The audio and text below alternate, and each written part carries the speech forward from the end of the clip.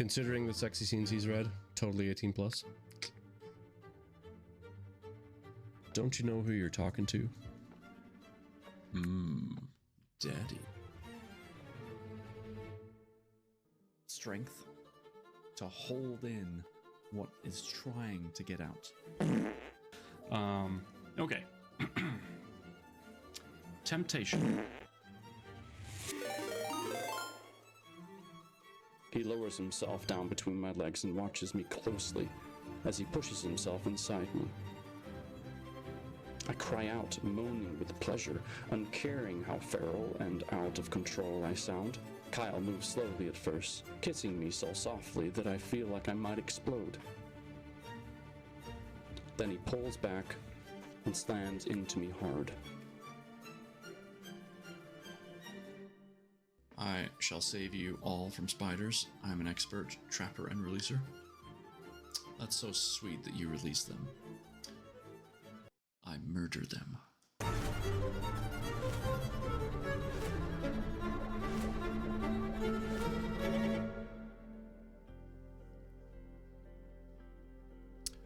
Mama House Gaming. Hi. I looked up on the screen on my left and I saw myself and I was like, oh. Whoops. Thank you for raiding. I knew you were gonna pop over. I didn't think you were actually gonna raid me, so that was a nice surprise. Thank you. Oh my goodness, so many things are happening right now. Stop Mama's Mama, thank you for the 18 months. Holy buckets. Holy buckets. You know what that means? It's time to write your name on a piece of paper. Stunt Mama's Mama. Thank you so much. And I added another count so we can keep up with this now, logically. There's so much going on right now.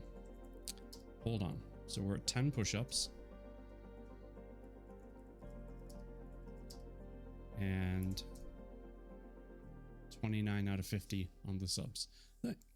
Excuse me. Thank you so much. And welcome in, everybody. Now I have to scroll up. JDR, hi. Mitchell, hello. Congrats on claiming first place. Mama Bear, hello.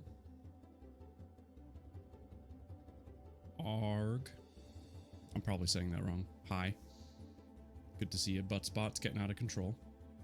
So that's a thing. Mama House Gaming, of course. Lady K, Mad Locust Rising. My goodness. All the people. It's great to see you all. Okay. I think I'm caught up. Hi. Hi. It's Thursday, right? Yeah, it's Thursday. This week has been so weird. Just absolutely weird. Argel May is how it's somewhat pronounced. That works. Sorry, I'm trying a new position with my microphone and pop filter so that I can actually use the pop filter without it being in my face, because that's usually how it is. So we're trying something new. Hopefully it'll work. Yeah. All the cool kids are here, save Purple and Red. Oh, that's so sweet that you would say that they're cool. They are, but it's very kind of you. So for those of you that rated in that don't know me that well, or you've maybe heard about me, I am a reading streamer. I'm a voice actor / artist, whatever you want to call it. Sometimes we'll play a game, but my main thing is to read to you. I do voice recordings, stuff like that. So that's kind of my thing here on Twitch. Right now we're reading through Lady Alpha K's book, one of her books, actually, Obsidian's Fall. It's an excellent story so far. I can't wait to keep going. So if you like cozy streams, and maybe even an online jigsaw puzzle, you are more than welcome to just sit back, relax, or if you just want to listen while you do your own thing, doing something else, that's totally okay too. Whatever you want to do. But thank you so much for raiding over. I greatly appreciate that. Thank you, thank you, thank you. So, how's everyone's week been? I have been working diligently behind the scenes trying to trade in my lease for a different vehicle. And we've just gotten to the point where we've kind of exhausted all the options at this point. And it's just not going to work out financially, which is okay. I still have time remaining on my current vehicle on the lease. So it's not like I'm, pushing for time. What? Aw, thank you for gifting the sub.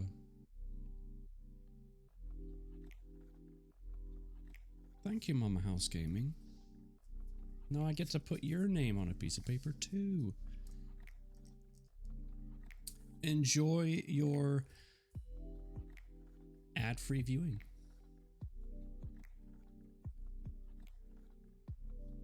Mama's House Gaming. Got it. And Witchy's here. Hi, Witchy. Put Anders' name instead of mine. So here's how I'm doing it. I'm always going to put the person that did the sub. But if you win, if I pick you, you can then choose who gets it. Okay? Because I want to make sure I put the name of the person down that that wins, so I know who to say thank you to. I mean, I'm thanking you right now as well, but you know what I mean. So now we have more push-ups. Stunt Mama's Mama says it's been a crazy week and very foggy.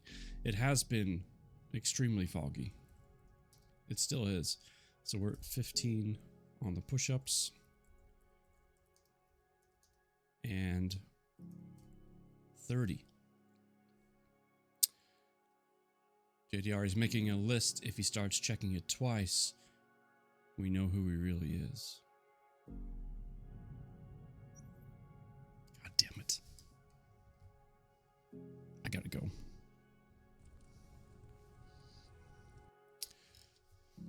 I'm just kidding. I'm not gonna check it twice. On camera. Wow. Crazy weather we've been having, huh? How about those Cubs? Anyway, glad to see you all here. It's amazing to be able to read to you, to hang out with you, spend some time, and hopefully, regardless of what kind of day you've had, give it a bit of relaxation. Now, I do have a question. I don't know if any of you ever watch the VODs for the reads, but I'm debating whether I keep the chat on screen. Just because it takes up space. I try to provide a cozy visual, if I can. And I feel like the chat can kind of get a little in the way. But at the same time, if you're watching a VOD and there's no chat to kind of reconcile with, then it might be a bit difficult. So I'm not sure. I'm kind of torn on what to do. I don't know what the answer is. Not yet, anyway. I could just leave it and, whatever. I don't know. I don't know. because I do post these videos, the reading videos. Any gaming I do, I don't post, but I do post them to the reading ones to YouTube. So, which he finds is a bit busy. Stepmom's mama can understand both sides. You're not helping me, but I understand. But thank you for your feedback. I wouldn't worry about the chat, to be honest. Just listen to you. Got it. Whoa. Oh, thank you. Forwarding your gift. That's super kind. That's super kind. And now you are in the drawing too. I don't know why I did it like that. Thank you so much. That was super kind of you. I even spelled your name right on the first try. You're in the hat. This is the hat, by the way. It's got all the papers in. It's a very special hat. It's got my logo, my emote on the front.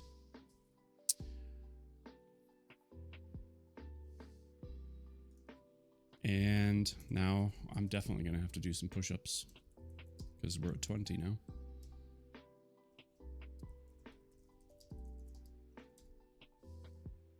Thank you.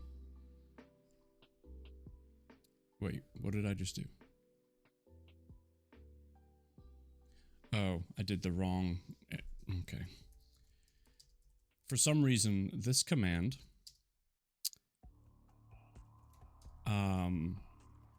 if you just do an edit counts space whatever name it is space the number, it will just create a command, or it will create the counter for you, and then I have to go and delete it later. It's very bizarre. I'll figure that out later. But anyway, thank you so much for forwarding your gift to somebody else. That is super kind. You are now also in the drawing. The drawing is for either an Amazon or Steam gift card. It's $25. So hopefully you'll be able to get something nice with that, whoever wins. So thank you for being part of that. I feel like I'm rambling, so we're going to scoot on over. Exclamation point puzzle. If you want to do the puzzle, I chose this very nice, beautiful view from, might be a little hard to see unless you blow it up, but once you get in there, you'll see what I'm talking about. It's a gorgeous view of somewhere in China. Looks amazing. It's the kind of view that you go there and you just sit and you breathe. And you just get lost. You do nothing. It's good stuff. Anyway, in the meantime, we're going to get into our book.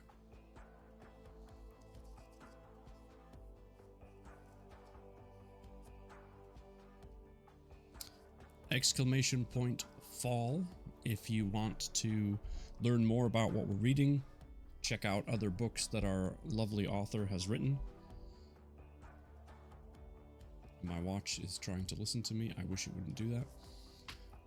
It's fine. We're on chapter 7 tonight, or that's where we're starting from. There's the link. Thank you, JDR.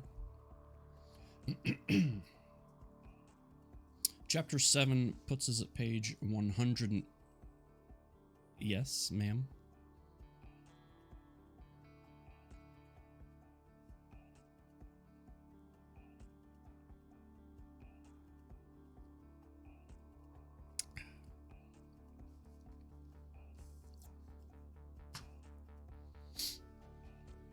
We're gonna wait.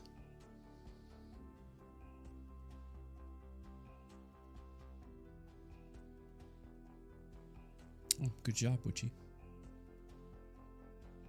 And Arjunli. You both caught it.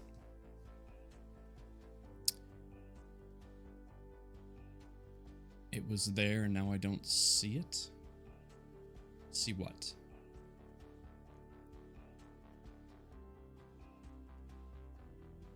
What is it you don't see? And let me see what you have. Right, that. So I was gonna do the stripper music, but I couldn't find any that didn't last more than 30 seconds, and I was like, that's a little ridiculous. Hope y'all are ready for this.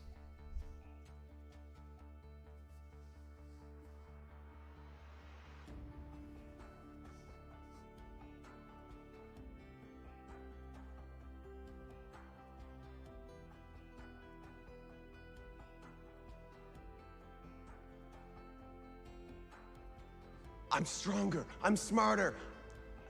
I'm better. I am better.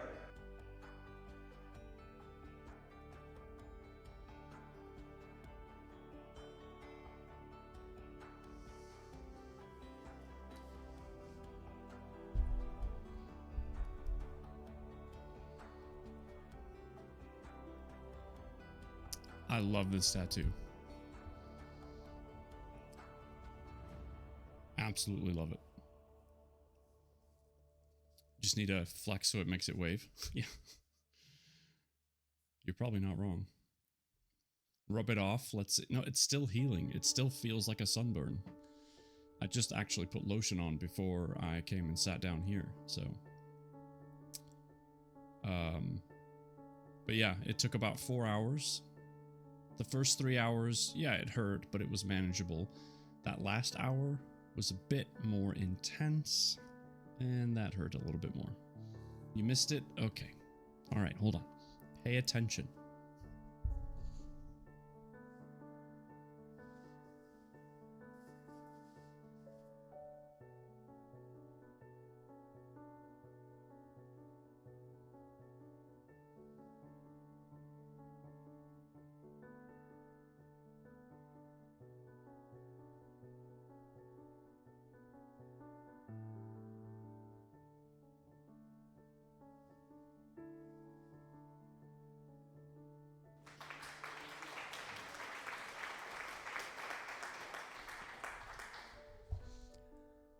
My country, 'tis of thee.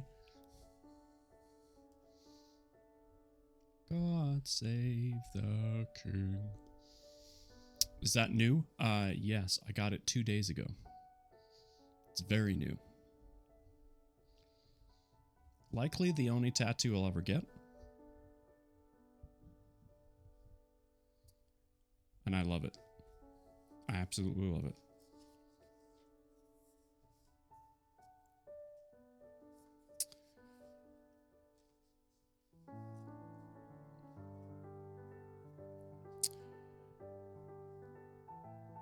Well, hey, Fraz. What was your inspiration for the tattoo? Fraz, this was your idea. I found the design. Why hopefully the only? Well, not hopefully the only. It's just that I only had the desire to get the one. I don't need a bunch of tattoos. I just wanted to get one that told a story. And this one, I found the design online, but I wanted to blend the English-American flag together because I was born in the UK. I now live in the United States, obviously. Tattoos are like Pringles. You can't just have one. We'll see about that. You know, maybe you're right. I don't know. For now, that's how my mind is, but when you're looking at the tattoo, you'll notice it's not exactly a clean tattoo or a clean flag. Sorry. It's got some blotchiness to it, and that was to basically represent the journey from switching from the United Kingdom to the USA, but also a lot of the turmoil that has happened while being in the UK and even while being here. You know, it's not been smooth sailing by any means. So for me, there's a lot of meaning and depth behind the way it looks, how it, you know, the way it's designed.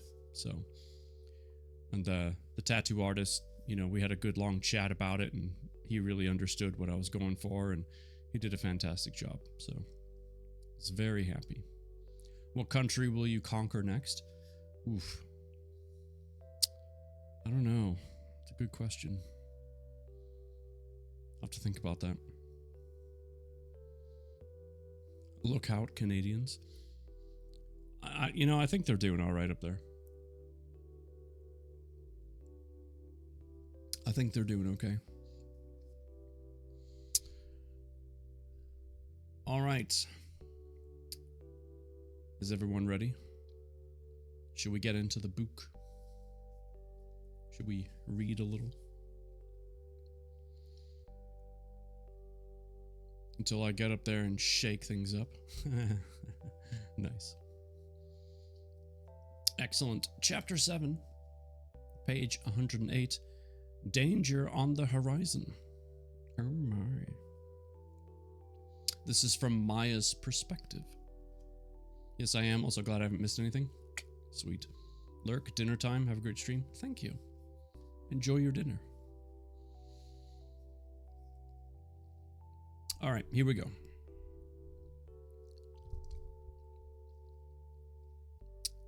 Once upon a time, a whole month ago, going shopping in the village was a guilty pleasure, and one I indulged in as often as possible. I loved spending my day off sailing in and out of shops, leisurely browsing their wares, and lingering over gossip at the registers. Afterward, I'd clear my throat.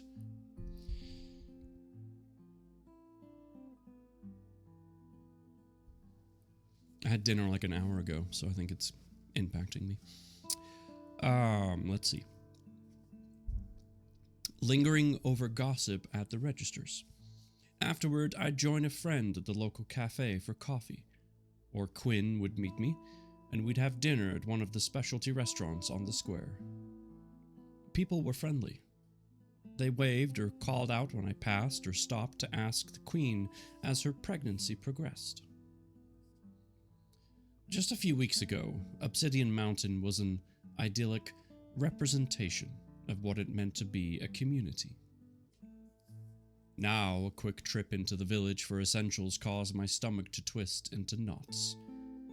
People were hostile or scared. The contentious weren't vigilant for someone with an opposing opinion, ready to pounce at the slightest provocation. The fearful kept their heads down, avoided eye contact, and seldom spoke, afraid they might trigger a confrontation.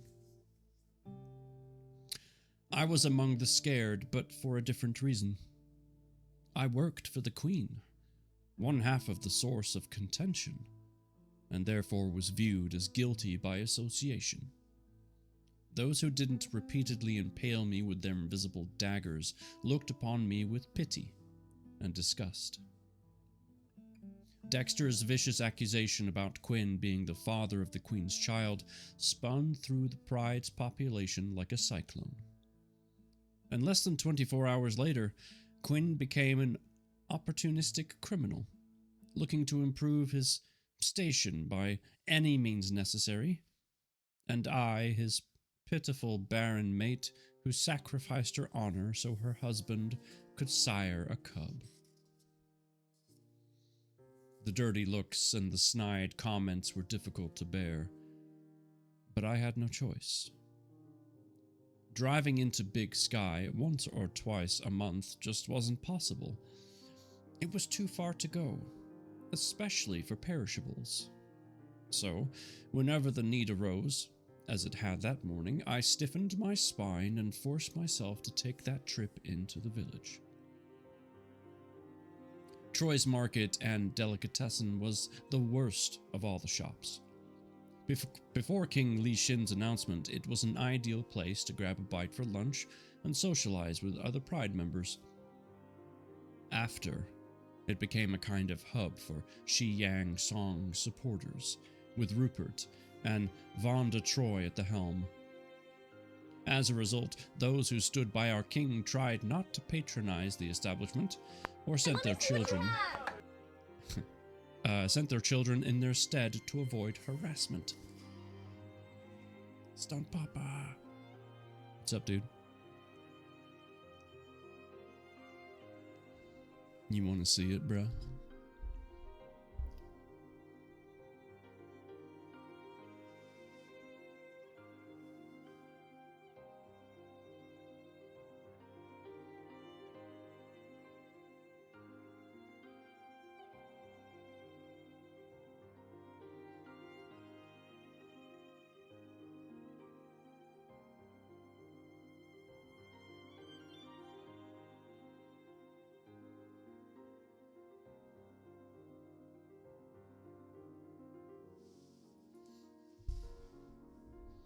Thanks, y'all.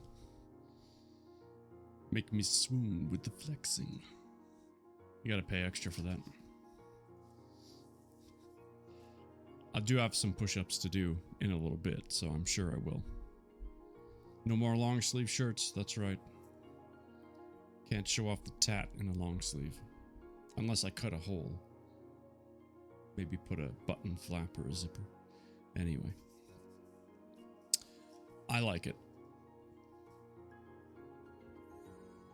The guy did a great job. And welcome in, Stunts, by the way. Good to see you. In fact, I added the, or I updated the bot, so watch this. I know it did one automatically for the raid earlier, but I'm gonna do it again. Yeah, Frosty Tools. And then we have, of course, Stunt Mama. Today was a Stunt Popper takeover on her stream, so definitely check out the VOD from that. And some excellent clips, a couple of which I took.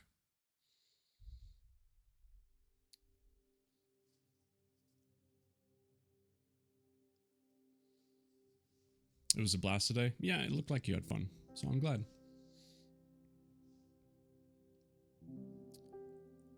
All right, we're on page 110, by the way. And there's a puzzle ready for you, Stunt, if you wish to do it. And if not, that's okay. Eclipse had you rolling. It was good. He's a good scarer. Yes, you are. Who's a good scarer? Who's a good scarer? Getting back into character.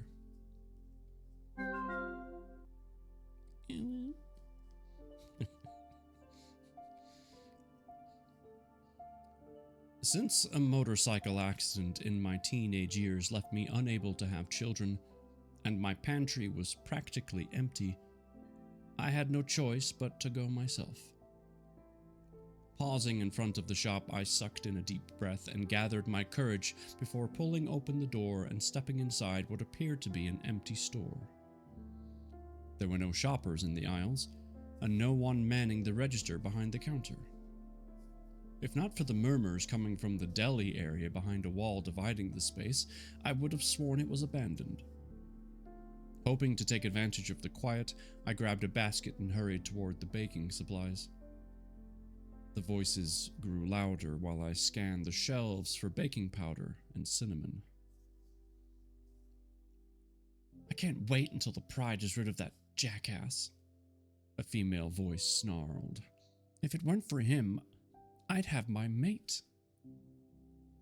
What do you mean, Ro? Another woman asked, identifying the first one for me. Rovenia Clapper, otherwise known as Xiang's rejected mate, was the daughter of Malcolm and Lara Clapper, the owner of Obsidian hardware. She was a plain girl with long, cinnamon-hued brown hair, green eyes, and a light sprinkling of freckles over a peaches and cream complexion. Her only true blessing was her figure, which she exploited throughout her teens, trying to gain the attention of high-ranking panthers. Years ago, before Quinn and I found each other, he was the object of Rovenia's affection. Though he never expressed any interest in her, she became furious when she learned he and I were destined mates. And in a fit of temper, she accused me of using dark magic to steal him from her, then begged him to reject me and pair with her instead. Quinn tried to be kind, but her insistence that I'd bewitched him and that she felt the stirring of the mate bond, even though her 21st birthday was still nearly a week away, pushed him beyond his tolerance. In the end, King Li Xin had to intervene and order her to stay away from us both. Rovenia was devastated and cried to anyone who would listen about how I'd stolen her mate. Rovenia's heartbreak didn't last long because a few days later, on her birthday, she discovered that Shi Yang was her mate, and royalty trumped a high-ranking soldier. Crybaby indeed. Wah, wah, wah. I can't have the guy I like. Me. I didn't tell you, Rovenia screeched in disbelief. Oh, well, let me give you a glimpse of the real Li Xin song, she said, dropping her voice so that it was barely audible from where I was standing. Though I knew it probably wasn't wise, I crossed the store, moving closer to the wall, blocking off the deli, to hear what she had to say. His Majesty ordered his brother to reject me because a shopkeeper's daughter isn't good enough to mix with royalty. King Li Xin told Shi Yang I would be an embarrassment to the crown and the pride at diplomatic functions. Her voice hitched as she spoke, and there were tears in her tone. I rolled my eyes, knowing too well those were Shi Yang's reasons, not King Li Xin's. In fact, King Li Xin blasted Shi Yang for rejecting her, and whenever possible, he reminded his inconsequential younger brother how much he gave away with that selfish act. How vile! You are every bit as good as his queen. She's not royalty either. The other woman's voice sharpened as it rose. No, she's not. But she was a member of the gentry at Cimarron Canyon. Rovenia sniffled. I can't wait until Shi Yang is king and I can finally be with my mate. I'll be a better queen than that bitch ever dreamed of being. Now, Lyric, who's the panther, is talking to Maya. We have to go. Now. What? Why? The urgency in my panther's tone had my heart rate doubling. Lyric, what is it? Shi Yang is plotting a coup. He must have told Rovenia that he intends to take the crown. There is only one way he can do that. The Pride Society will not help him do it legally, because His Majesty has done nothing to warrant his removal. Shi Yang is coming for our king, and we must warn him. Put everything back where you found it as quickly and quietly as possible, and get out of here before someone sees you, or we won't live to warn anyone. Need I remind you that the Troys have sworn fealty to Shi Yang? Slowly, the magnitude of what Lyric said sank in, slamming my heart into my throat. Now I understood her urgency and her insistence that we leave. Her insistence, good grief, I can read. What we overheard put our lives at risk. So while Rovenia and the other woman remained on the deli side of the shop, I returned all the items in my hands to their proper places and fled. My eyes swept the street as I passed through the glass door, praying no one heard the swish of the weather seal breaking. It was a typical busy weekday afternoon with Pride members rushing about on their errands. I froze for a moment as a stream of people walked past before a wave of relief washed over me when they kept their eyes downcast. Only a couple bothered to glance my way. but they didn't acknowledge me. Which, under the circumstances, I was glad. That meant they probably wouldn't tell anyone about me being at Troy's, and Rovenia and whomever she confided in would never know they were overheard. Casually, I turned and strolled unhurriedly down the block to avoid rousing suspicion. Once safely inside my car, I channeled my mate. Quinn? Hello, my beautiful wife. I was just thinking about you. Where are you? I'm at the gym. Why? What's wrong? Are you alright? Physically, I'm fine, but I just overheard something that has shaken me, and I think you and His Majesty should know. Can you spare the time? Absolutely. Meet me at the palace in 15 minutes. I'm on my way. And now, the story has changed to Quinn's perspective. How delightful.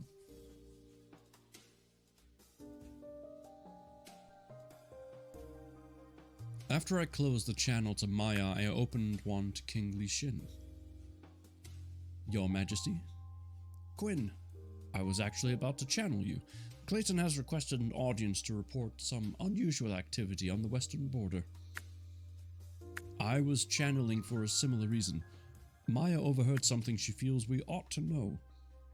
When are you expecting Clayton? Not for another hour. Will you be available in 15 minutes? I promised Fallon that I would meet her for lunch. Why don't you join us? Does this require privacy? I can move it to my office. I'm not sure. Maya offered me no details, but I think that would probably be a good idea, just to be safe. Done. I will see you then. Unusual activity on the border? A sinking feeling began in my stomach as I placed the free weights back on the rack, snatched up my towel from the weight bench behind me, and wiped away the sweat. Obsidian Mountain was deep within the Rocky Mountain range and guarded by ancient magical crystals, the size of boulders, encircling its base that redirected any human that got too close.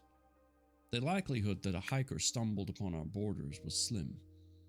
Only supernatural creatures could find our Pride Lands if they knew how to navigate the dense forest, and it was extremely rare for them to try without an invitation. King Li Xin was revered within the winged panther community, as was his father before him.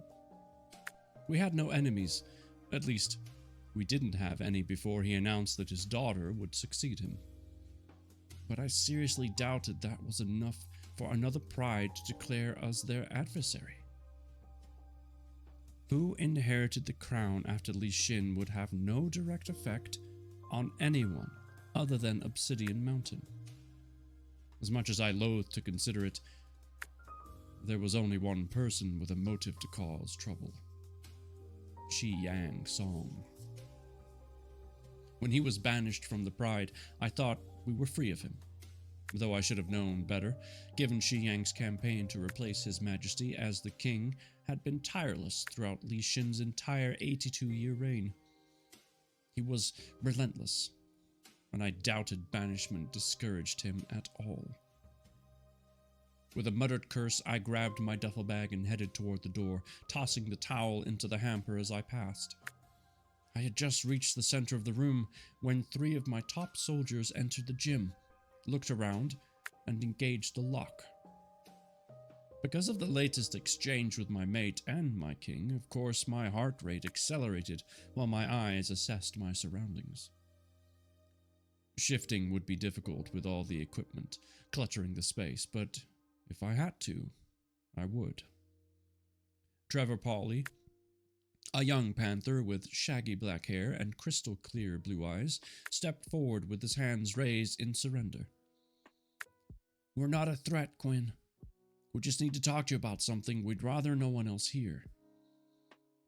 I hesitated for a moment, then nodded and relaxed my stance.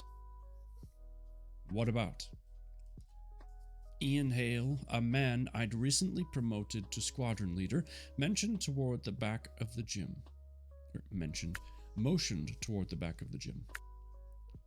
Can we move away from the door? He asked, nervously combing his fingers through his spiky blonde hair.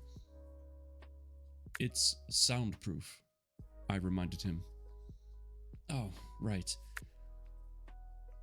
Something's coming, sir, Kyle Marlowe said with fear shadowing his hazel eyes. Something bad, and Dex Lyon is involved. My spine snapped straight at the sound of Dex's name. What do you mean? What's coming? How is Dex involved? Gesturing to a pair of weight benches, I moved toward one and sat down, waiting for them to do the same. When they were settled, Ian looked back and forth between the other two men. Neither attempted to speak, so he drew in a deep breath and began. Dex approached us at the hard line last night and asked if we wanted to be part of history, he said with a shake of his head. The hard line, one of the two village bars on Obsidian Mountain, was a feathered gathering place for those who preferred their liquor and their beer straight from a bottle. Trevor leaned forward and rested his elbows on his knees. After the stuff he's been saying and that fight in the training arena, we knew it had to have something to do with His Majesty, so we pretended to be interested to find out what he meant. He didn't give any specifics, though. I assume he wanted a commitment first, but he said things were about to change, and smart men knew to be standing beside Shi Yang Song when that change happened, Kyle said, then added, we think he was trying to recruit us for a coup. I considered the implications of what they were saying. It would explain the unusual activity on the border that King Li Xin and I were meeting with Clayton about, and I bet good money it coincided with whatever Maya overheard. Whatever was happening was way bigger than I feared. That's certainly what it sounds like. Did he say anything else? I asked. Ian scratched his chin. No, sir. It just seemed like he was feeling us out, to see if we'd bite. Thank you for bringing this to me. I'll take it to King Li Xin and get an investigation started immediately. In the meantime, if Dex comes to you again, pretend to bite. Express curiosity and make him believe you are just as angry as he is about the princess succeeding His Majesty. Then report whatever you find out. Most importantly, watch your backs. Shi Yang is ruthless. The penalty for betraying him is extreme, and I imagine Dex will be eager to carry out whatever punishment he demands. I told them and pushed to my feet. Yes, sir, all three men answered in unison. The cold fist of dread squeezed my heart tighter with every step I took toward the door and on my way to meet with His Majesty. How was I going to tell my best friend that I believed his brother was plotting to lead an uprising against him? I don't know. But maybe we'll find out in Chapter 8, because that was the end of Chapter 7. Oh boy. There will be trouble ahead.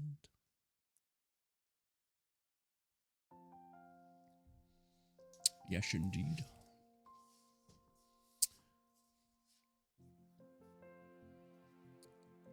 Okay, I have to say, I love the fact that this is just the first book. Having an idea of where the story is going, at least within this context, not knowing the other two books, it's allowed you this really cool opportunity to kind of dive deep into the beginnings of what's to come. the prelude of it all. And you've done such a great job with the story. So, kudos to you. When did you say is the next one gonna be ready? 3 books. This is the lead into the trilogy. Yes. Yes, that's kind of what I figured. And you are quite welcome. I know you're working on book 2. Do you have a time frame in mind? Just out of curiosity?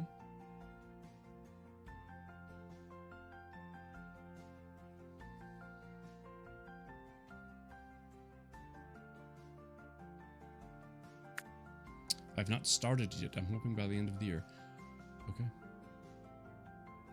Well, we will be waiting. Patiently. Ish. Patiently-ish. You have a lot of irons in the fire. I know. There's a lot going on for you right now. And it will be ready when it is ready. You know? No need to rush. So, just know that we are excited for you when it is ready. I'll just put it that way. You're working on 2 for other series right now. I don't know how you keep it all straight. That would mess my head up. But good for you. I'm glad you can do that, because I cannot.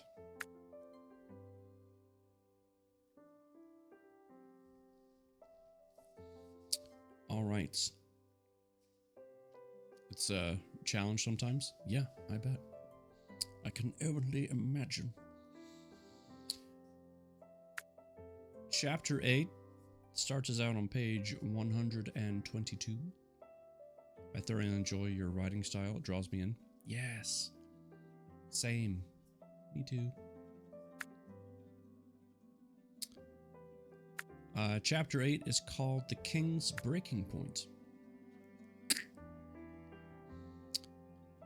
And we're starting out from Maya's perspective. So here we go. Chapter 8.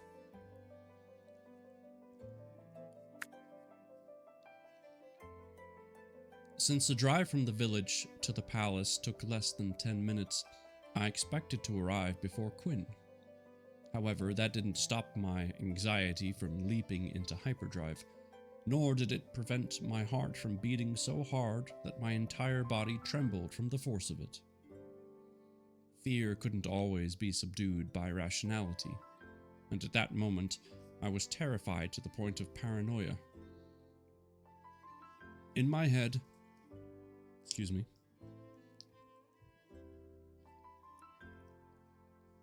In my head, Shi Yang Song and his supporters lurked everywhere, watching, waiting. No one knew what I overheard, but my imagination convinced my brain that Shi Yang's conspirators knew the moment the words were spoken. A light breeze blew through the trees, causing their limbs to sway and my heart to gallop painfully faster in panic. My grip tightened on the steering wheel as my eyes darted in every direction, expecting to see assassins bleeding out of the forest. Relax, Maya, I ordered myself, feeling foolish for being so afraid of nothing. Attempting to calm myself, I recounted the reasons my fear was unjustified in my mind. No one knows what you heard. Quinn will be here any minute. There are guards everywhere. You're safe. It didn't work. Nothing, I told myself, regardless of how true, loosened fear's grip. It was Lyric's fault. I decided as anger joined the anxiety battering my system. She was the one who sounded the alarm in the market and pointed out the possible lethal consequences of our eavesdropping. It was the fear in her tone that had fueled my own and turned me into a complete basket case. Damn you. I wanted to lash out at her, but the words I intended to say and the anger that spawned them faded away when Quinn came jogging into view. The panic that had a death grip on my on me increased in intensity as the weight of his worry combined with my own, making it difficult to breathe. Was I to blame for the misery emanating from him? Guilt, in addition to the torrent of emotion already overwhelming my system, pushed me from the car and across the lawn. Quinn caught me in his arms, crushing my body against the solid wall of his muscular chest. "I've got you, baby," he murmured before he pressed his face into the curve of my neck and held on. After several seconds, he eased back and looked into my eyes while his fingers roamed over my cheeks and jaw. "By all the gods, Maya, I thought something was happening to you. There was so much fear coming from you. Are you all right?" I swallowed the lump that wedged itself in my throat and attempted a smile. "I'm fine, just... Remembering we were out in the open, I stepped back after Quinn's embrace and took his hand. "I'll explain everything inside." "All right, my love. I have something to share as well," Quinn answered as we moved toward the palace doors. By tacit agreement, Quinn and I proceeded into and through the palace in silence, with him holding tightly to my hand, letting our mate bond ensure my body didn't give away my nervousness. Nearly a dozen staff greeted us as we wound our way through the halls. Any one of those smiles could have been hiding an enemy beneath the surface. With no idea who we could trust, it was best not to speak until we were safely ensconced. I don't know why I have problems with that word. Within the soundproof walls of King Lishin's office.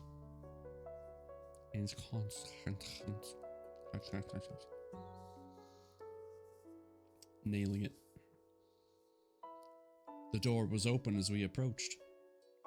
Quinn guided me right in, but I came to an abrupt halt just over the threshold when I saw the king and queen seated at a dining table filled with serving trays and bowls. When I started to When I started to retreat, Quinn nudged me forward. "I am sorry, my love. I forgot to mention that His Majesty invited us to lunch." At the sound of his title, King Lishin rose and crossed the room to greet us. "Quinn, Maya, it has been far too long since we shared a meal. I wish it were under more pleasant circumstances." He shook Quinn's hands, then bowed to me. I dropped into a quick curtsy and mumbled a curse when I lost my balance. His Majesty and Quinn both grabbed hold of my arms to steady me. "By all gods, Maya, you are trembling. Come, sit down," King Lishin said as he guided me across the room and into the chair opposite Queen Fallon. After closing and locking the door, Quinn joined us, bowing to Her Majesty before taking his seat. "It seems my lovely mate has had quite an upsetting morning," he said, laying his napkin in his lap and accepting his salad bowl from Queen Fallon. King Lishin replaced his napkin in his lap and looked over at me with compassion in his eyes. "What is the cause of your distress, Maya?" I glanced around the table at the expectant and concerned gazes of my king, queen, and mate. Then I drew in a deep breath and prepared to shake up their world. "I overheard Ravenia Clapper talking to someone in Troy's Market and Delicatessen." Let's just all take a moment to savor what I just did. Okay. Troy's Market and Delicatessen. At first, it seemed like another one of her made-up tales, but then she closed the conversation with a disturbing comment. I paused and took a sip from the glass of water that Quinn sat in front of me. "Start at the beginning, Maya," Queen Fallon urged. Tell us everything you heard from start to finish. Nodding, I set my glass aside and continued. She was complaining about you, Your Majesty, I told the king. I am not sure what was said prior to my getting close enough to hear, but she said something about looking forward to the day the Pride would be rid of you. I assume she was talking about the rumors that after the DNA test was completed, the Pride Society was going to take your crown. So I brushed that aside as nothing and kept listening. Then she blamed you for Shi Yang rejecting her. From what I understood, he told her that you forced him to reject her, claiming his reasons as yours. King Li Xin sighed. Why does this not surprise me? He asked warily, then patted my hand. Please continue, Maya.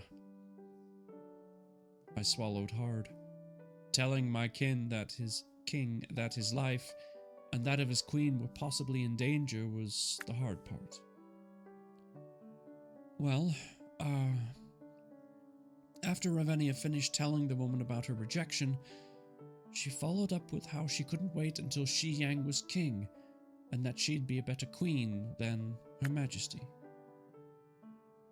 In front of me, Queen Fallon gasped while His Majesty and Quinn exchanged frowns. I lowered my gaze and twisted my napkin in my hands, hating Shi Yang's song and his evil heart. Are you absolutely sure that is what you heard, Maya? King Li Xin asked, drawing my attention back to the conversation. Slowly, I nodded. Lyric heard it too. In fact, immediately after Ravenna spoke the words, she prompted me to leave the store before anyone realized I was there. Silence fell over the table, and Queen Li Xin's eyes slid out of focus for several seconds. Bolin has confirmed the information with Lyric. Thank you, Maya. I apologize that you found yourself in what could have been a dangerous situation. Lyric was right to urge you to leave. I'm aware of Shi Yang's ruthlessness, and I was a fool to believe our shared blood protected me from that side of him. I was wrong. So very wrong. Yup, that tasted purple. It did taste purple, but not in a good way. It's kind of that moldy purple that you're not sure if it's a mushroom, but sigh. Nervousness. Hi, Purple.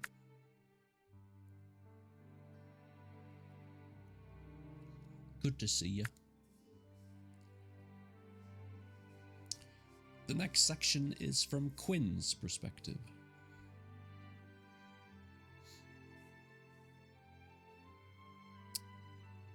Sadly, that falls in line with something I learned just before leaving the gym, I said. 3 pairs of eyes shifted their focus to me with forks paused in midair. You did not mention anything when you channeled me, King Li Xin said, his brows furrowed in confusion.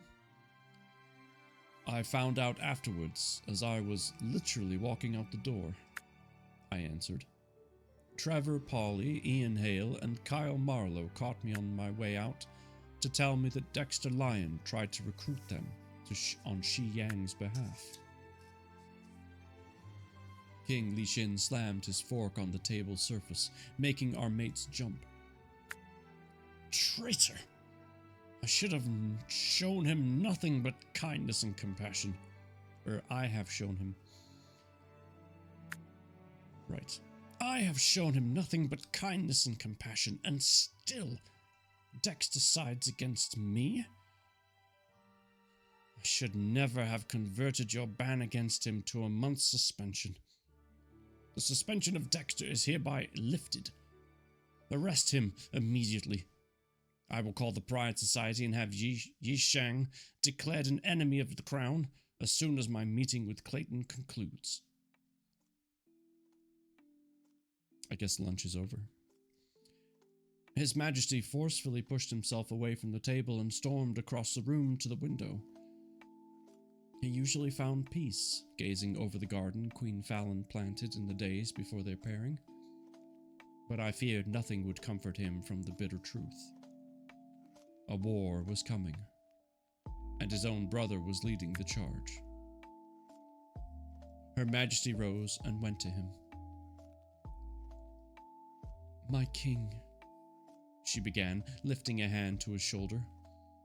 King Li Xin covered her hand with his own and turned to face the room. "Never mind what I said. The Pride Society will not move without proof, and we do not have any. As reliable as your testimonies are, they are still considered hearsay. The only thing we have on our side is the element of surprise. Neither Shi Yang nor Dexter is aware that we know of their plans. We will use that to our advantage." Taking Queen Fallon's hand, His Majesty returned to the table, guided her to sit down, then resumed his own seat.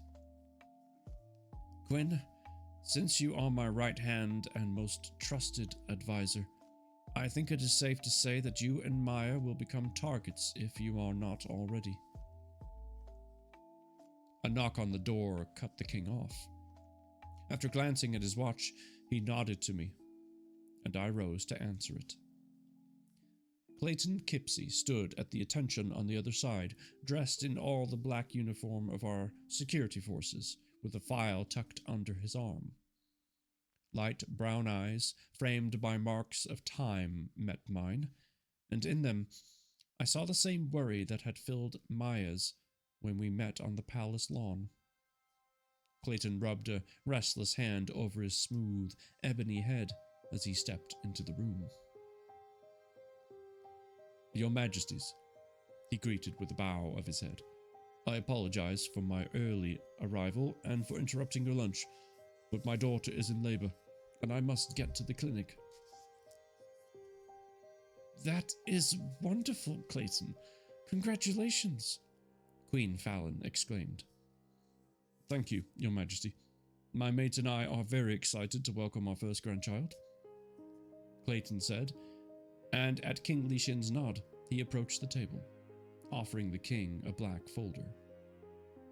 "Sire, this file contains a few still images from the surveillance cameras located on the western edge of the border. Last night, between patrol rotations, 3 individuals approached the border and disabled all 4 cameras and the alarm sensor. I've already dispatched a team to repair or replace them." King Li Xin flipped through the images in the folder, then closed it calmly. "The Pride is grateful for your prompt action, Clayton. How long will the repairs or installation of the replacements take?" "They will have it done within the hour," Clayton answered. "Very good," King Li Xin praised. "Was there anything else?" "No, sir. I had thought to discuss with you the possibility of increasing our border security, but my time is short, and I prefer to present you with fully researched options. However, I have taken the liberty of shortening the time gap between rotations." Clayton bowed his head as if expecting to be reprimanded for not coming to the meeting prepared. His Majesty smiled. "Under the circumstances, that is understandable. Thank you, Clayton. We will schedule a follow-up as soon as you are able to resume your duties. Now, go and be with your cub while she welcomes hers. Give our best to your family." Clayton bowed deeply first to King Li Xin, then to Queen Fallon. "Thank you, sire," he said, and rushed from the office. Queen Fallon cast a wistful smile down at her own swollen belly and sighed, rubbing gentle circles over the mound. "Just a few more weeks, my angel, and I will get to bring you into the world. But what kind of world will it be?" When Her Majesty's eyes lifted to look around the table, they were filled with sadness. A look mirrored in every pair gazing back at her. King Li Xin reached across the table and clasped her hand. You have my word, my queen.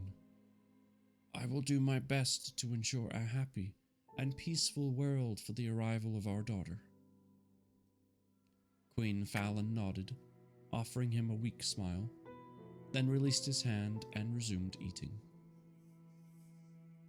The king shifted his attention to me. It appears that Lyric's suspicion is accurate.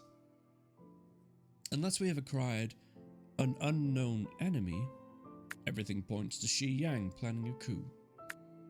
As I said just moments ago, that means you're likely to be their first target. You are my closest advisor. Maya is Fallon's. You are also the one most often tasked with protecting us both.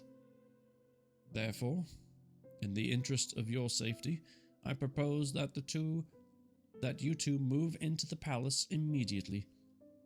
We will set you up in our guest suite so you are close, in case anything happens. This will also make it impossible for an assassin to sneak into your house and murder you in your sleep without anyone knowing. Will that not raise questions, Your Majesty? Maya asked quietly. He nodded. If it does, we can use Fallon's impending delivery to justify it. And that's the end of Chapter 8. Thumb Gaming. I'm lurking on your stream right now.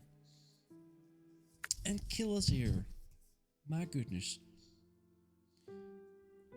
That was a really cool chapter, by the way.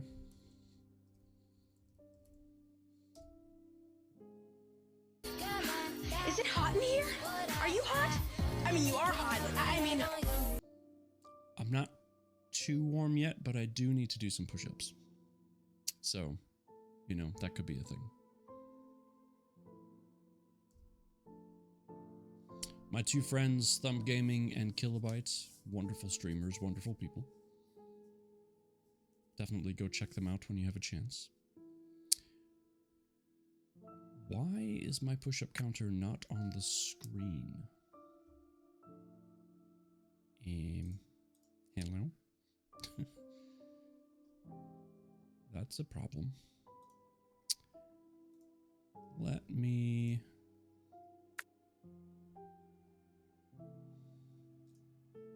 Hold on.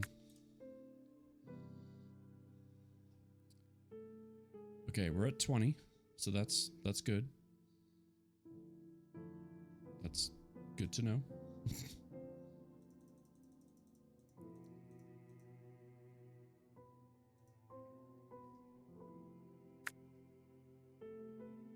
I do need... Where the heck is it? Push-up bot? Is that it? Wait, is that... Okay, I found it. I don't know why it's not showing up on the other screen, though. So we're just gonna replaced? We're gonna replace.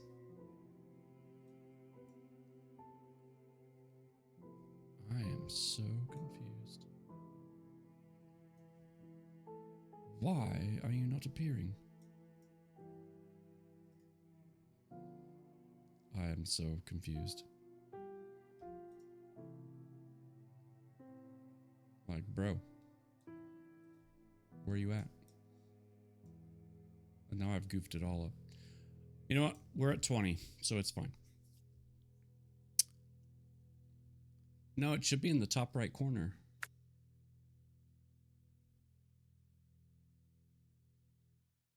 Replaced? What?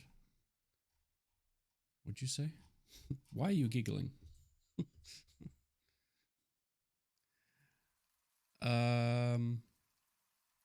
I mean, I'm going to move the puzzle just to be sure, because it should be in the top right corner, not the left. Yep, no, it's definitely not there. Grammar. Okay. No, it does not. So. Oh, you rated out. Okay, I need to find someone else to lurk on. Alright, we have a new person to lurk on. Yeah, I don't know why it's not there. That's really weird. No, we don't. You watch yourself. I will time you out. That's very strange. Why would you not show up? You know what?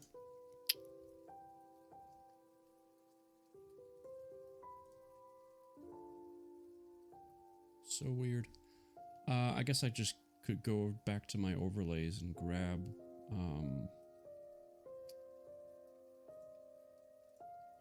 another one. Copy URL. Did that. Update URL. Push OK. Nothing. Do it. I dare you. You really want me to do it? Are we doing this right now? Are we really? I will turn this stream around. So help me.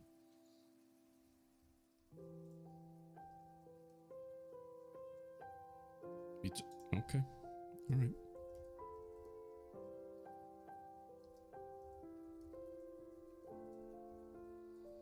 You just hold on.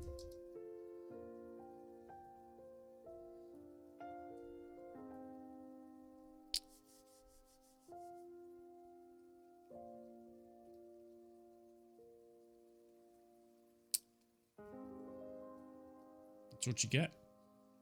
That's what happens.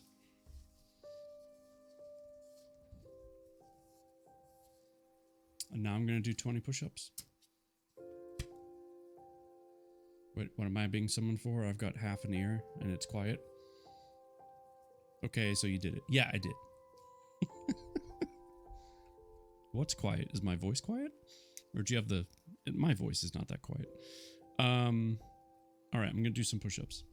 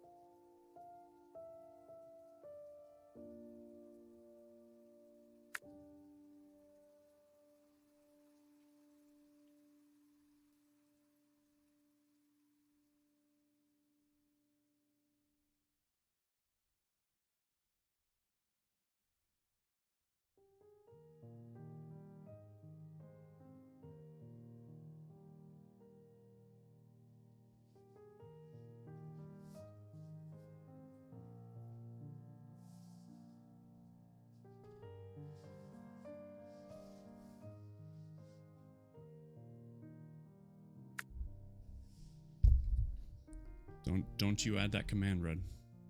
Don't you do it.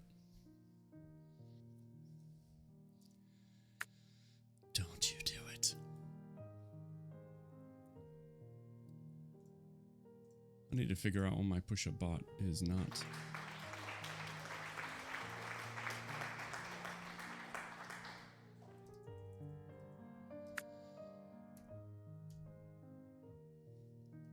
Why are you not displaying? Why do you hate me? Thank you, Kay. Thank you.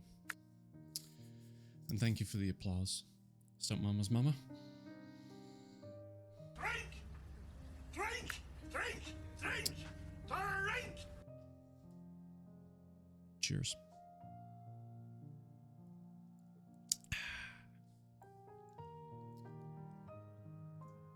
Okay, why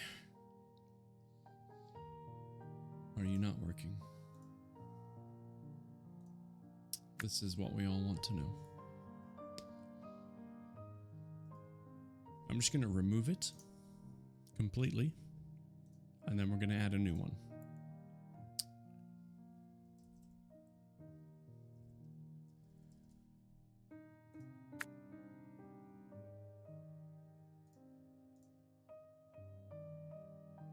Yeah, now it's working. Jeepers.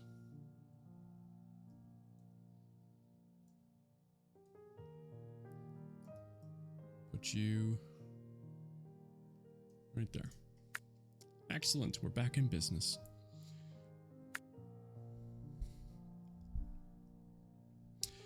So with Stunt, she always says me and Stunt Papa. Atkinson doesn't butcher specific parts of the language. Thank you, Red.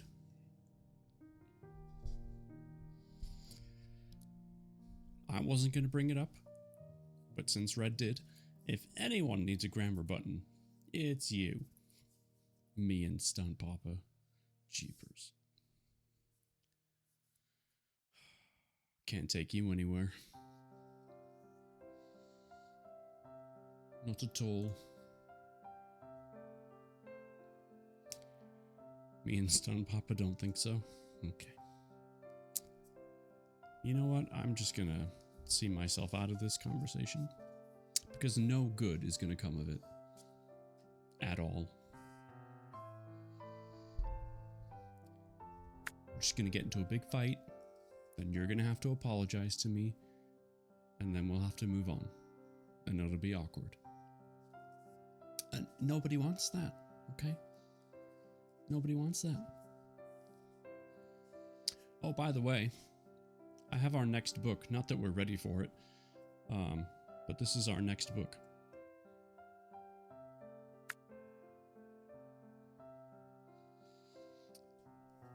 He's a Brit, just like me. Or former me. I guess I can't really say I'm a Brit anymore. I'm no longer a citizen of that country. But it's fine. It's fine.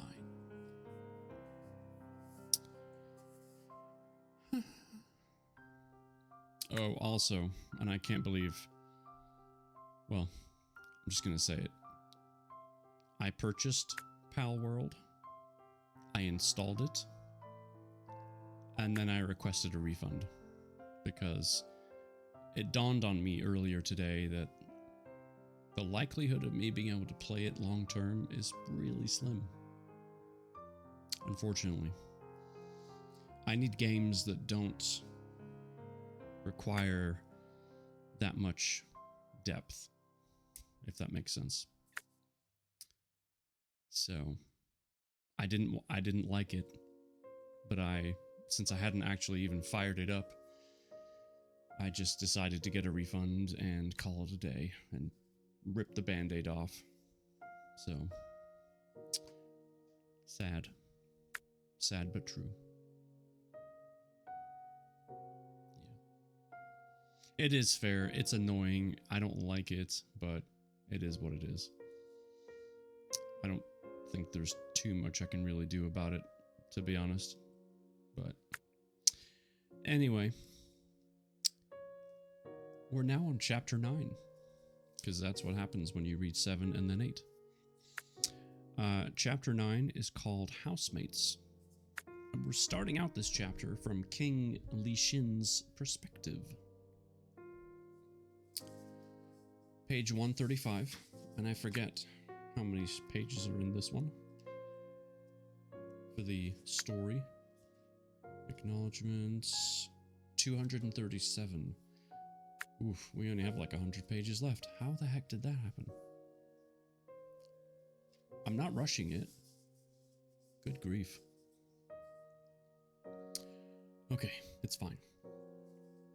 Chapter 9, Housemates.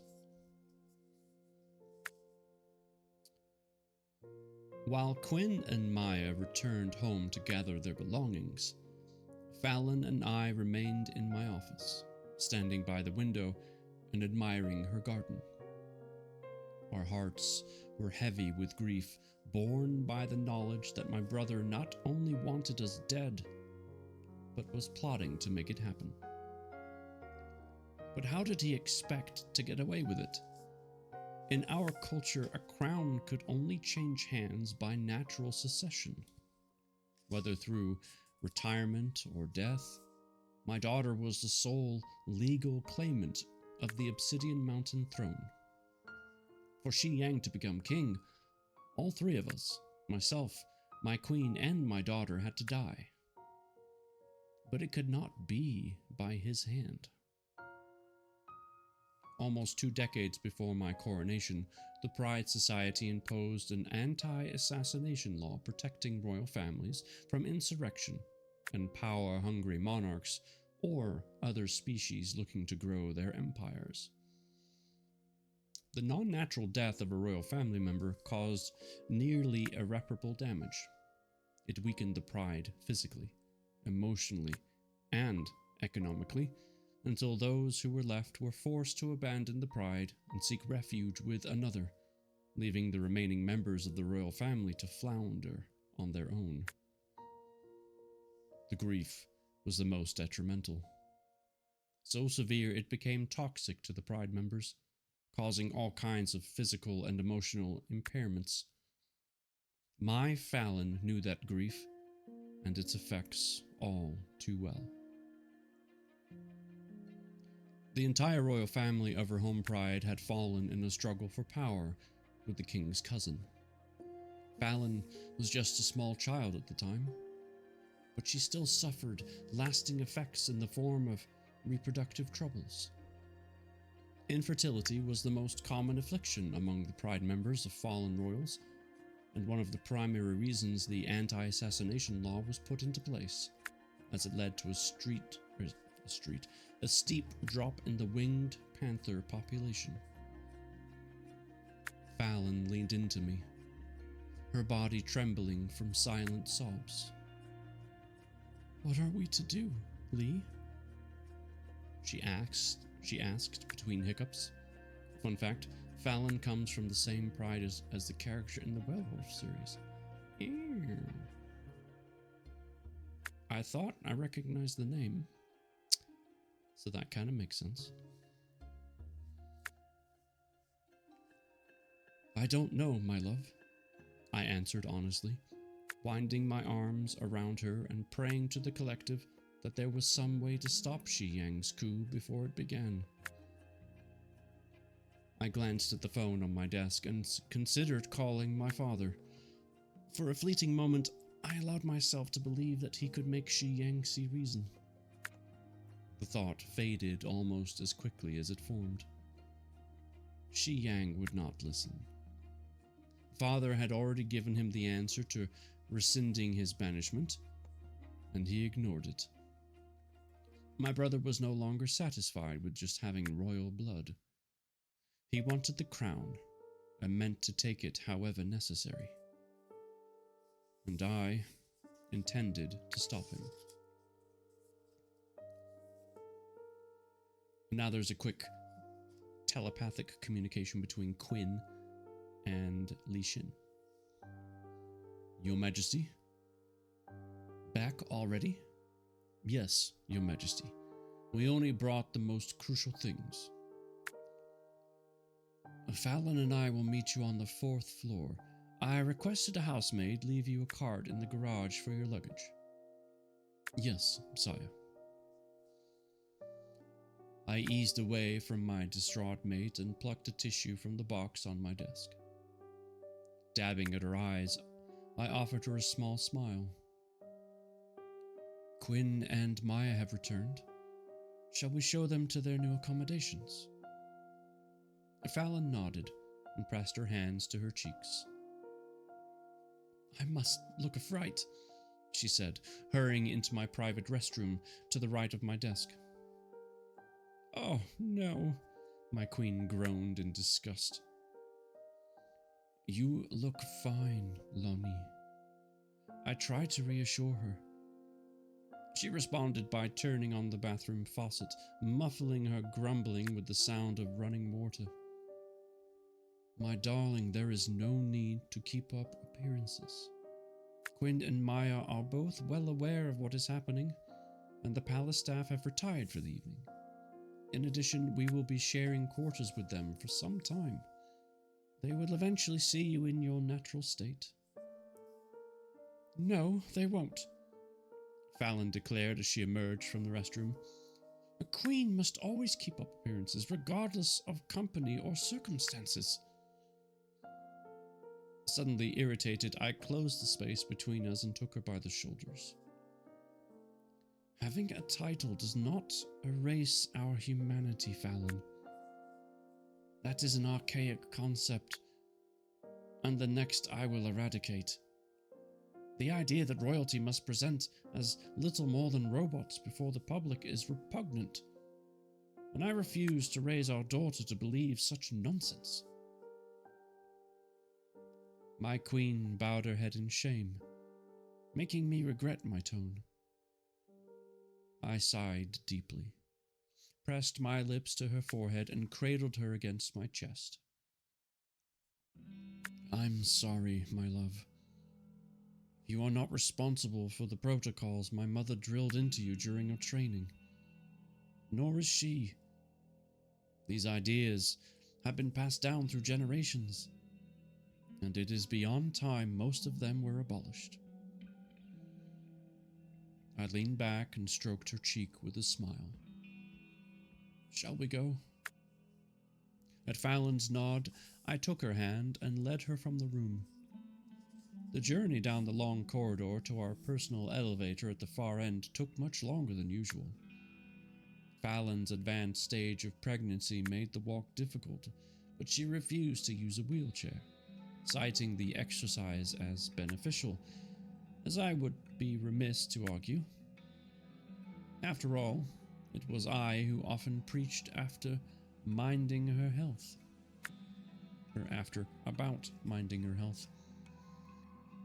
Quinn and Maya were waiting outside the door of our chambers with the cart, carrying only 2 boxes and 3 suitcases. I lifted a brow, knowing very well that they owned a great deal more than what they brought with them. This is all that we hold most dear and couldn't bear to leave behind, even for a short while. Everything else is replaceable if lost, Maya explained, anticipating my question. I nodded, accepting her reasonable explanation, then skirted the couple and opened the door. Please, come in. Let us get you settled. We have much to discuss.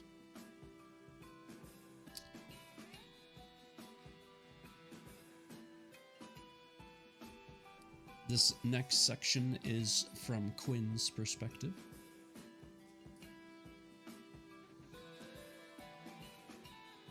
After Maya and I unpacked our clothes and stowed our boxes, we left the enormous guest suite and trekked down the long hall to the open concept living space. King Li Xin and Queen Fallon were cuddled up on the navy half-moon sofa, gazing into the fire burning in the fireplace across from them. I shifted my weight from foot to foot, feeling like we were intruding on a private moment, when the king turned his head and smiled, putting me at ease. Quinn, Maya, please join us. We were just discussing our dinner options since I dismissed the staff for the evening, he said. Her Majesty straightened, then began to struggle to her feet. King Li Xin immediately leaped up to assist her. I have a better idea. How about Maya and I surprise you? I have been told she's quite gifted in the kitchen. Queen Fallon suggested as she skirted the stone-grey coffee table and joined us in front of the hall entrance. You have heard correctly, Your Majesty. Or wait, wrong person. My Maya can turn almost anything into a gourmet meal. I beamed down at my mate and chuckled when her cheeks flooded with color. Maya curtsied and bowed her head in respect to our queen. Now, none of that, the king said, joining us. Inside these rooms, titles and protocols do not exist. Here we are simply friends. You can relax and be yourselves without fear of being accused of impropriety. I'm sorry, Li Xin, Maya replied with a smile. It may take me a bit to adjust. I've I've always associated the palace with work and formality. It's easier to make the change when you're visiting our home. I understand, and I promise not to give you grief if you forget from time to time. Thank you, my maid answered before turning her attention to the Queen. I would love to assist you in the kitchen, Fallon. Li Xin and I watched our wives cross the huge open living space to the kitchen, separated by a large island consisting of white cabinets and a marble countertop. Fallon will never admit it, but she is quite a gifted cook herself, he told me, and motioned for me to join him on the sofa. While I sat down, he moved to the small wet bar to the left of the fireplace. Li Xin picked up a decanter of bourbon and a tumbler. Then he glanced back at me with a small gesture to inquire if I would like one. I nodded and held up 2 fingers. Bourbon wasn't my drink of choice, but it was unlikely that I'd find the inexpensive whiskey that I favored anywhere in the palace. Ordinarily, I would pass and wait to indulge at home, but for the time being, the palace was home. And after that morning's revelations, I needed something to take the edge off. I am glad Fallon suggested that she and Maya make dinner. There is something I need to discuss with you, and I dare say the ladies will not be amenable, Li Xin said, keeping his voice low as he joined me on the sofa and handed me a tumbler. The 2 of us sat in comfortable silence for a couple of minutes, sipping our bourbon and watching the flames dance within the hearth. I had a feeling what it was Li Xin wanted to discuss, but far be it from me to assume. My oldest friend had surprised me with his out-of-the-box thinking before, so I dared to hope I was wrong. Except I wasn't. Shi Yang cannot take the crown as long as an heir lives. Right now, my heir lives within Fallon, and I will require her mother's guidance after birth. So, unless he kills us, or has us killed, the crown remains out of his reach. Li Xin began, staring intently at the raging fire. And you believe that is exactly what he intends to do? I finished for him, having come to that conclusion myself at lunch that afternoon. Li Xin nodded once and swirled the amber-colored liquid around his glass. I cannot leave the palace when it comes under attack. I must stand and defend what is mine, with whatever soldiers Dector has not managed to siphon off, you included. But I cannot risk Fallon and our daughter. Should I fall, she is the only one who will bar the way for Shi Yang to ascend the throne. We must send Fallon and Maya away for their safety, and the future of the Pride. I cannot send Fallon alone. She will need help during delivery because she will not have access to a medical facility. I cannot send her to her parents in Cimarron Canyon. Their king bears a stolen crown and clings to the same outdated beliefs as Shi Yang. He will not hesitate to turn Fallon and our child over to Shi Yang to be... He couldn't finish the sentence, and I couldn't blame him. Just the thought of losing Maya constricted my heart to the point of pain and robbed me of breath. Speaking such words aloud was excruciating and made the whole ordeal more real. Reaching over, I grabbed his shoulder and gave it a comforting squeeze. I agree with you, my friend, and you're right. Our wives are not going to like it, but they'll do it. There is a child at risk, and they both would give their own lives to protect her. I reassured him. Again, we lapsed into a companionable silence and resumed staring unseeing into the fireplace, each lost in his own thoughts. After 82 years, we finally arrived at the place I had always feared. The brink of an uprising. A civil war. Before, when I thought of the possibility, I reminded myself that we had hundreds of soldiers at our disposal to defend the crown, and allowed myself to bask in the arrogance of that knowledge. Now that it was a certainty, we had no idea how many would fight with us and how many had turned. That made Li Shin's decision to send the women away even wiser. We could not guarantee victory without possessing that crucial knowledge. My heart sank as I realized that we had no way of finding out without alerting Shi Yang about our being aware of his plans. You are aware that we're on our own in this, right? I asked Li Shin in hushed tones. I know of only 3 soldiers who will fight with us, and there's no way to find others without Shi Yang finding out that we're onto him.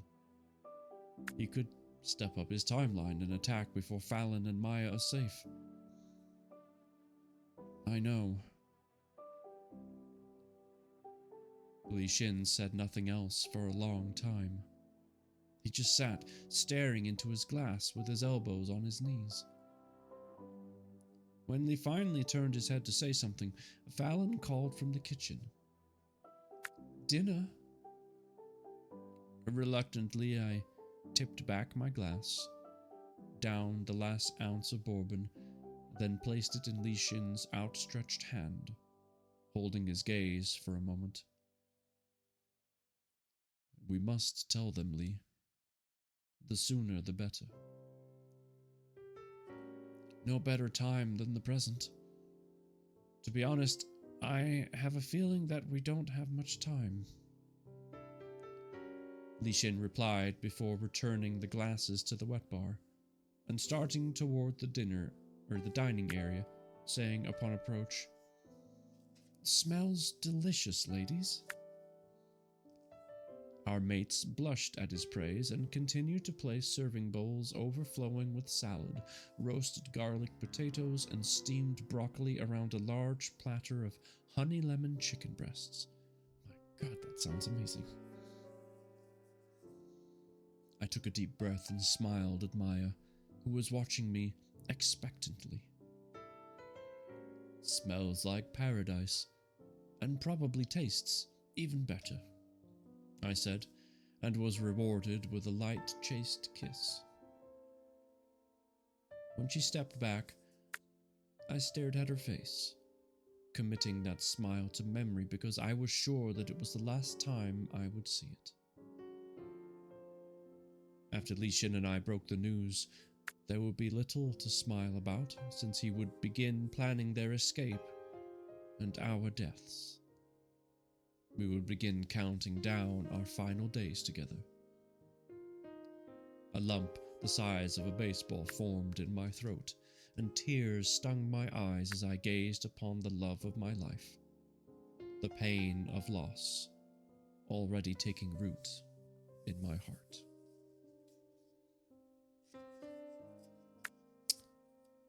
And that is the end of chapter 9. What an emotional roller coaster in that chapter. And even the roller coaster itself is all within 2 or 3 confined emotions. It's not like a huge spread of happy to sad to excited to paralyzed. It's just all dang. Well done, Kay. You really set the stage as that chapter came to an end. Like, holy cow. Good job.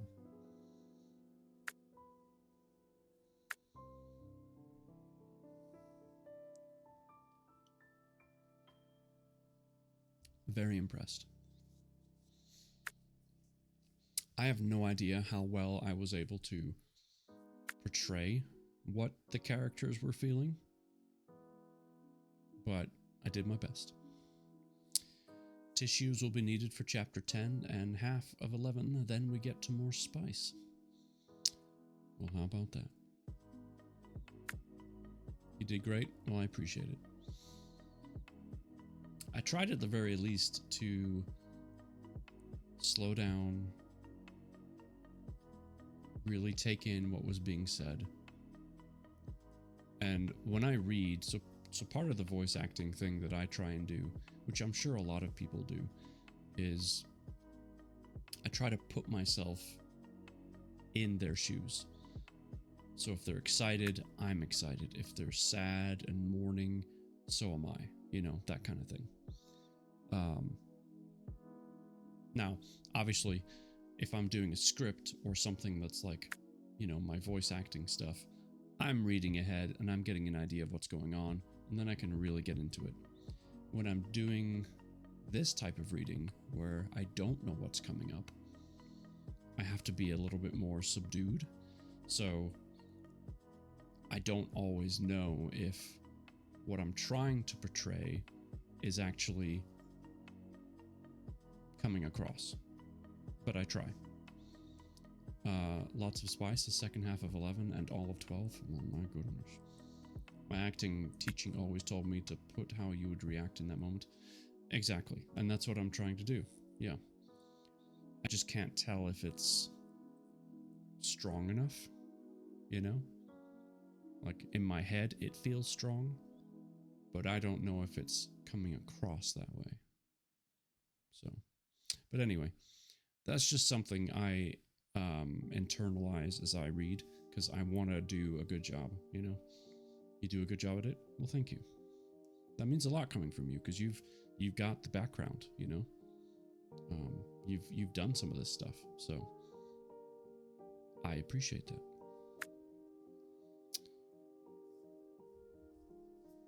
And considering where we're at in the story and the time and knowing what's coming up, I think that's a sensible place to leave it for tonight. Because after all, more sadness is coming, followed by something else entirely. Just 6 chapters left, I know. Depending on those chapters, that's like 2 streams worth. That's crazy.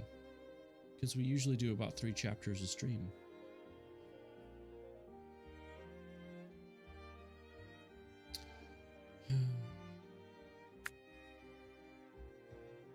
I'm so sorry, Stunt. They're all roughly the same length. So yeah, about 3 chapters per stream. Give or take. Yeah. That sounds about right. Stunt, the puzzle will still be there. And I expect to see it finished when I check my computer in the morning, okay? I'm glad I actually got to be here the whole time for once. Yeah, I'm glad you were too. I appreciate it. Let's see. So yeah, we are 31 out of 50 subs for the giveaway. So that's still going. Once we hit 50, I'll be drawing a name for either the Amazon or Steam, whichever the winner prefers. $25 gift card for that. I appreciate tonight the resubs and the gifted subs. That was amazing. Thank you, Mama House Gaming, again for the raid. Lovely. Thank you. And thanks for letting me show off my tattoo. I'm glad you liked it. So it's a great book. Okay, it really is. I knew it would be, because we've gotten to know each other and I know you enough, and with your other books, I didn't doubt it in the slightest.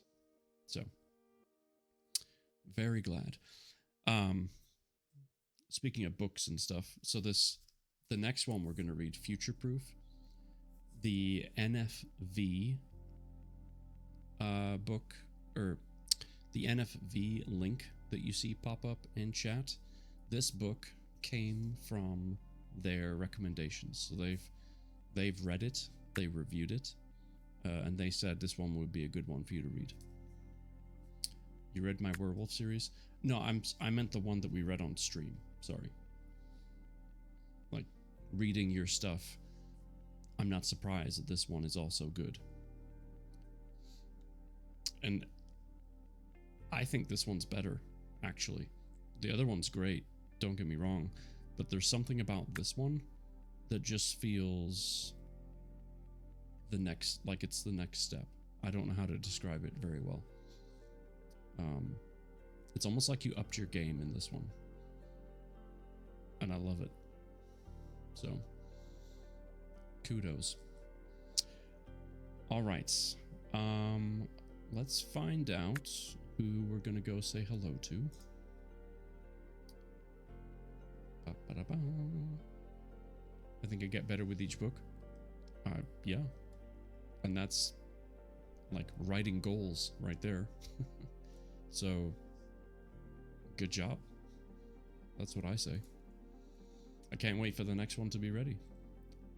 On your time, not mine. Let's see. Who are we gonna go say hi to? Oh, thank you for reading. Good night, y'all. Absolutely, you get some amazing sleep, Kay. I hope your Friday goes well. Wait, Purple's online right now? Seriously? What? Is that true? She is online. But give us. Yeah, right. No kidding. We're gonna rate Purple, everybody. Purple Durple. I didn't know she was online. All right, let's go say hello. Thank you again for being here. I appreciate it. Feel free to use that raid message there if you want. Everyone can use the same message, subbed or unsubbed, it does not matter. We'll be back on Sunday with some emotional reading, with some spicy reading. So stay tuned for that. Until then, please, take care of yourselves, take care of each other, and have an amazing night.